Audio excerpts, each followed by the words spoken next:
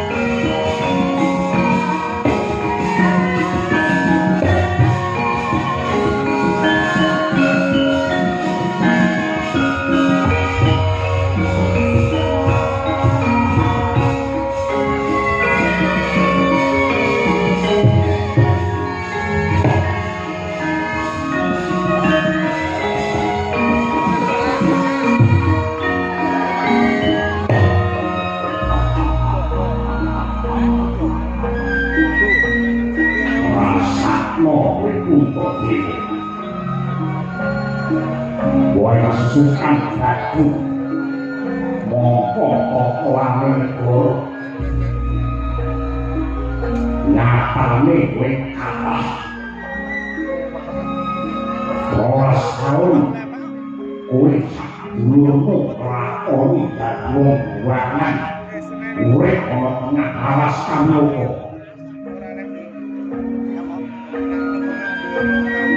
Biyen akeh manungsa sing padha nyubya-nyubya karo kowe. Ngaji-aji karo Pandhawa. Ngurmati karo anak Pandhu. Ning saiki ampas brablas. Wis dadi wong larat kesakat. Wis dadi kere. Neng alas ra iso mangan. Tanggung mati kawiren.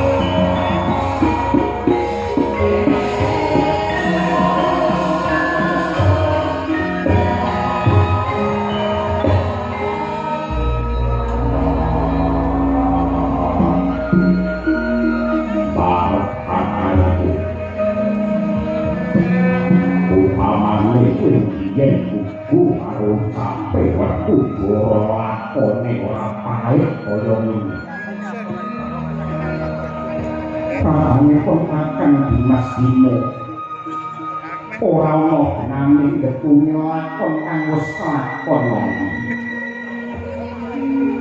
Nanging lakon sing kepungkur lakon sing kawuri. Kuwi kena kanggo mawas diri lan kandhani pakarti. Nadyan ditulis nganggo mansipen kono dibungkus nganggo mutiara. Sing jenenge wong Badhu apa meneh nganggo tokoan. Widoso sing gedhe barakakanku. Wadhanana ayu umma putra Rahmamara tani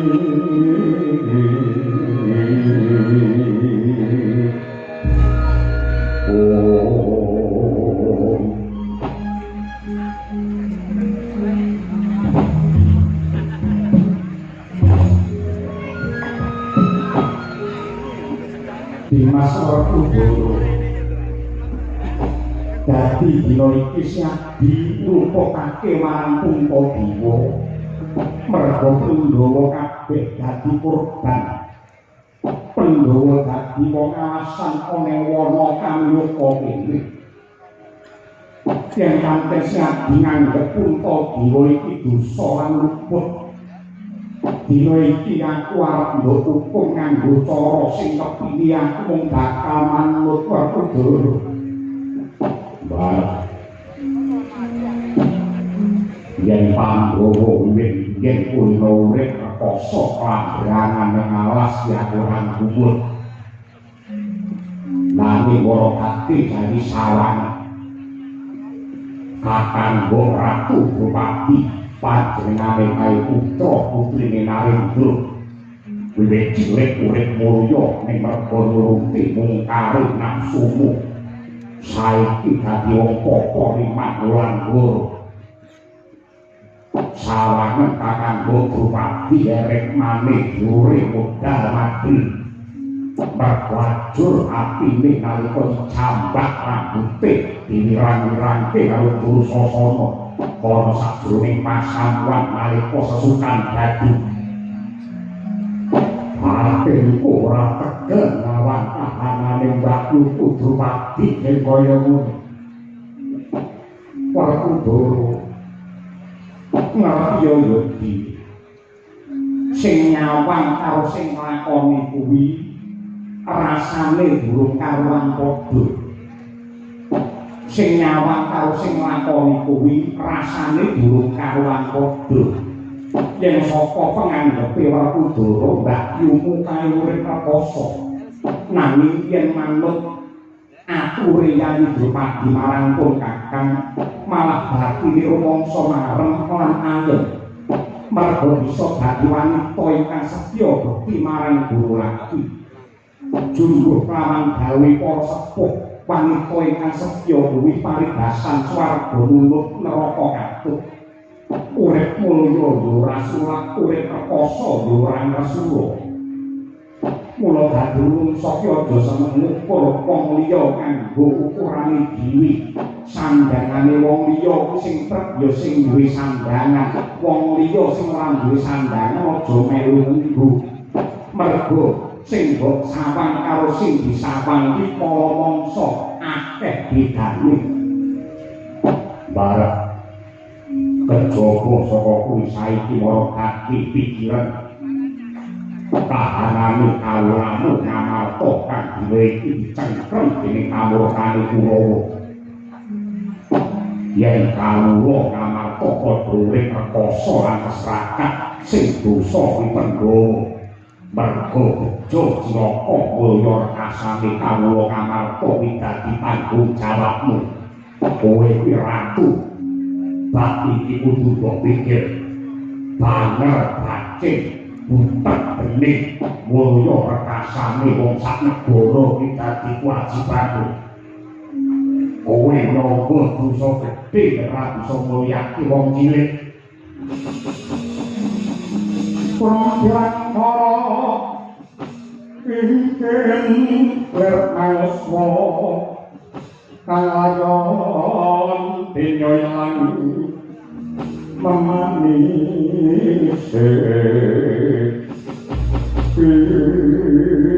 Pakudara aja banget-bangetan yen diwak-diwakake karo Kuntabini aja nduk anggap lamun aku iki wong resik Kuntadewa iki wong suci aku iki uga titahe pangeran ingkang awujud manungsa sing mesti kadunungan luput dosa lan lali sing kabeh mau pancen dadi sandangane kita nadyan kok manungsa kuwi mesti gendong keluputan lan kedosan nanging manungsa sing apik kuwi mesti gelem ngawas diri dandani pakarti banjur matobat kanthi tumemen lair kandas tekan batine aku yo rumangsan yen aku iki dadi punjere keluputan mula ing alas kamyapa iki aku ewan ana ngesot lan sujud marang purbane Hyang Agung supaya Kuntadewa kok pangapura Dewa Dewi yen pancen Kuntadewa iki ndok anggep pamawa lan bisa ingkang kebak dosa sing dadi jalaran kasangsarane Pandhawa lan kawula sak negara ngamarta aku lila nampa pidana mara gati kuku pancantaka pitancep mara jantungku Werkudara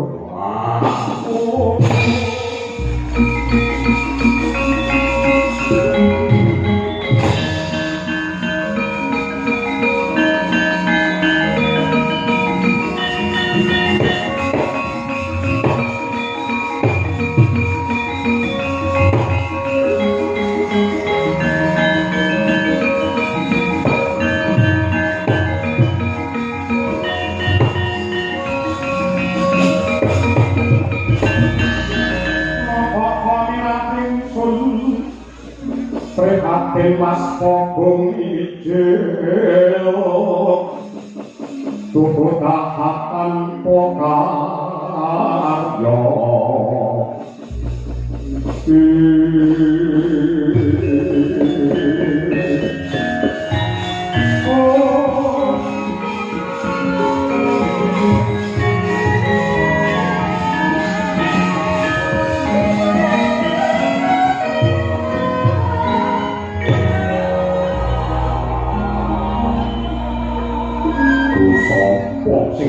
indung yen nampi waktu goro teko mentolo karo kowe bareng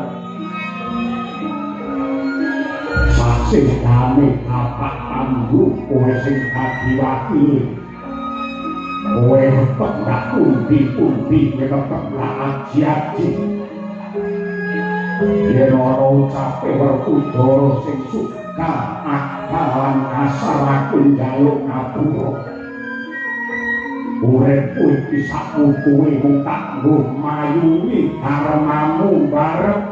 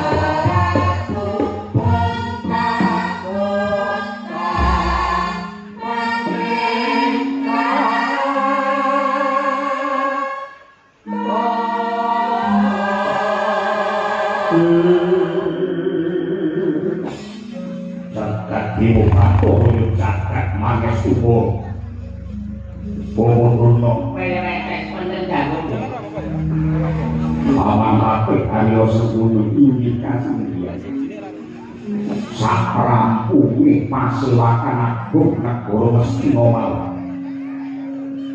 aku nganti marang Sentara program katanku kula budal marang Kamiloko sing perlu ngece karo para Pandhawa sing dadi wong alasan wis 11 taun wong kali setahun dipameri panganan sing enak unjukan sing seger men saya kaliren men saya mudah lalu tadi neng ketemu karo wujude buta ibrak-ibrak jogetan sing kahine kali joget ning ngangsane dikaipun kados mekaten kedah ngertos kalian nyuwun sewu peraken aditoring sampun kabadan ing atasipun wiwite mawon sampun dalu nangge jejer surat Bapa Pitama niki mangke malah saya kesuwen. Pun ngaten kemawon.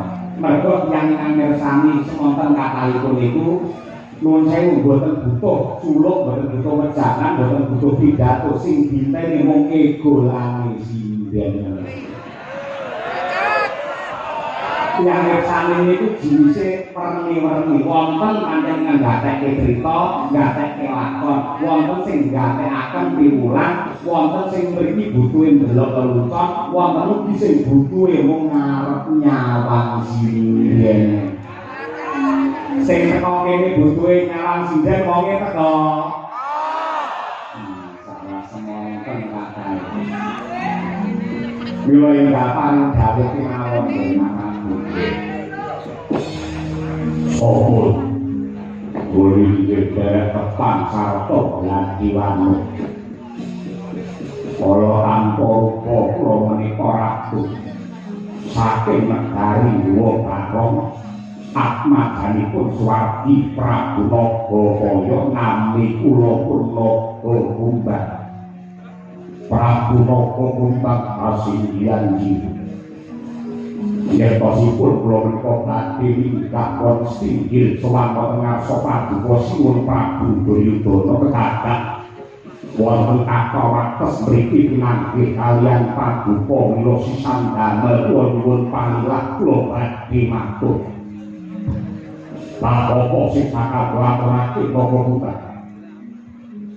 Nuwun sewu tiyang sepuh kula Rama Prabu Nagakaya rumiyin menika pejah ingkang nyirnakaken inggih satriya Ngastina utawi Ratu Ngastina Ingundi ingkang kekasih Raden Pandhu utawi Prabu Pandhu Dewata.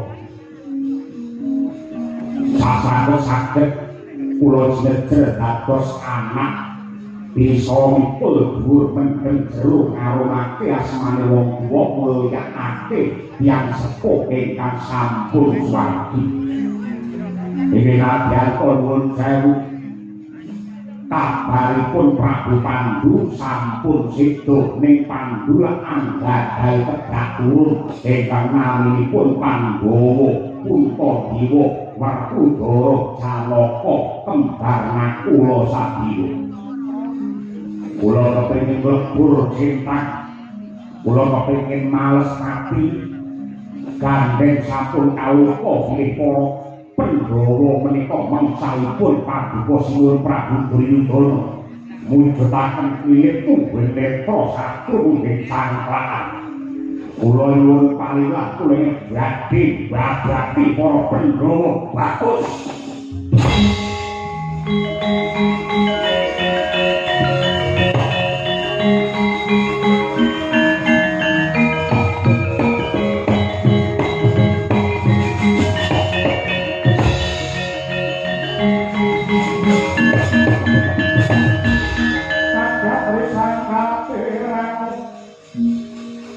Rinangka pinempet kempet dosa ngetnaning prawono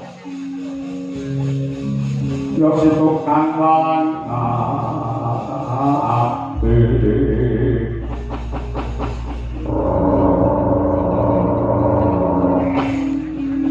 koyo maku wanci pangko papak obor sewu marang Duryudana krungu apa kang dadi kesadaranmu Prabu Nagakaya. Mesti wae Duryudana kelirani yen perlu mangestoni, yen perlu bisa mateni para Pandhawa bakal ndapani ganjaran gedhe. Separone negara Ngastina tak wenehake marang kowe harga itu.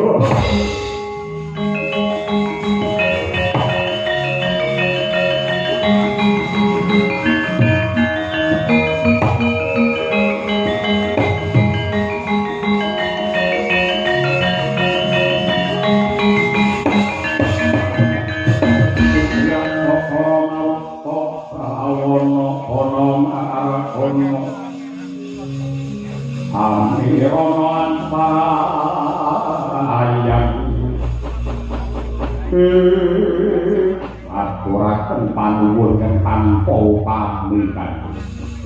Dewa duka badhe paring sih nugroho dumateng naga kumbang ingkang agungipun kados mekaten. Malah ripalungguhan samangke daya-daya kula nyuwun pamit. Kabar mebawan para ripalungguhan samangke para Pandhawa nampi paukuman praduka. Merga kalah kesukan badu mapan wonten ing wana Kamyuga. Daya-daya kula nyuwun pamit lo tingkese para Pandhawa. Duga-duga digawati ati aja nganti keri napa kumpul kedatongan.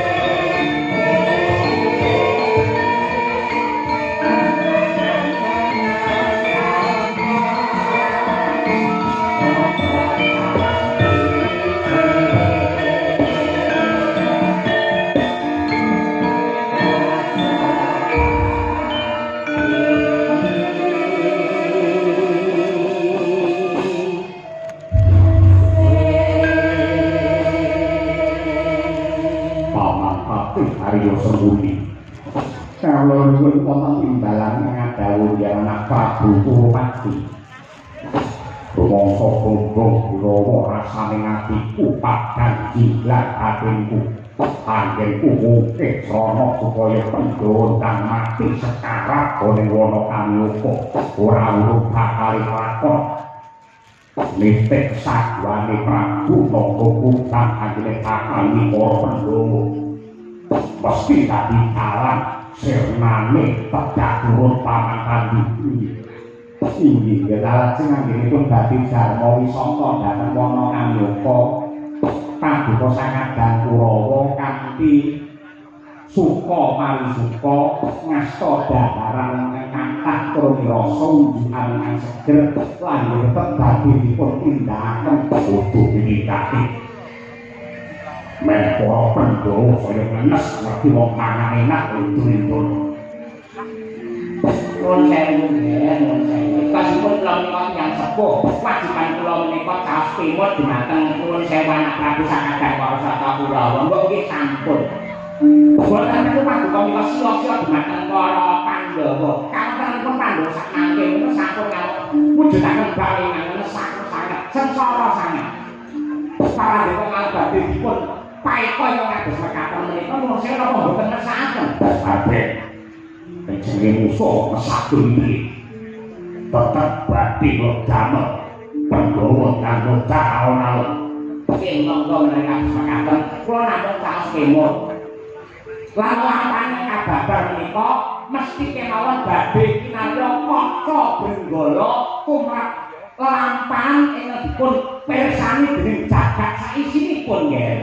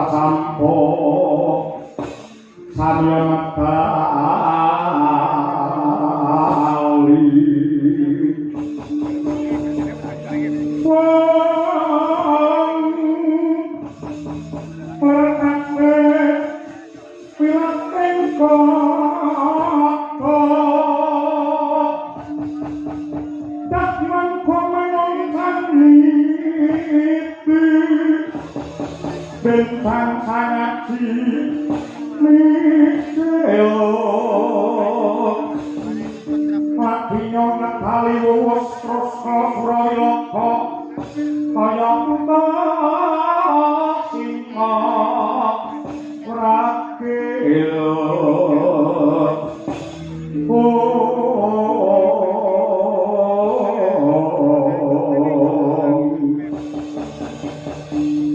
ditonggo dendanyo manambah boyo